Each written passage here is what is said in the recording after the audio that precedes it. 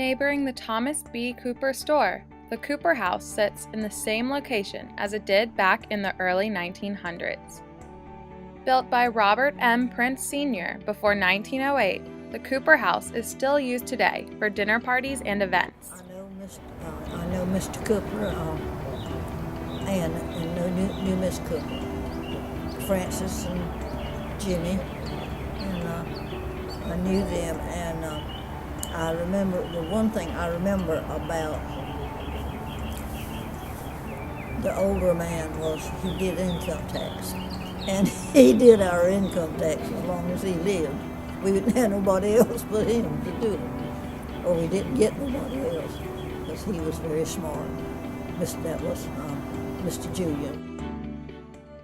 Mr. Cooper, the man responsible for the name of this house, acted as Socastee postmaster and store owner of the general store next door.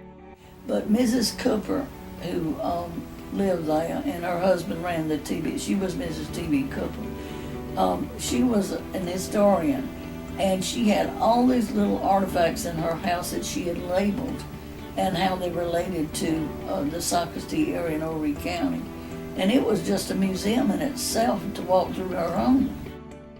The adorned square columns greet the eye as you admire the welcoming family-style front porch. The nails here in the Cooper House are square. They didn't have a machine that would build a round nail at that time, but they had one that would build a square nail. In 1935, modifications enclosed the back door and repaired the stairs that lead to the second floor of the house. This house also boarded the very first swing bridge operator of Socastee. From the people that have stayed here to the beautiful picture it paints for visitors, the Cooper House is and will always be a stunning look back into Socastee's past.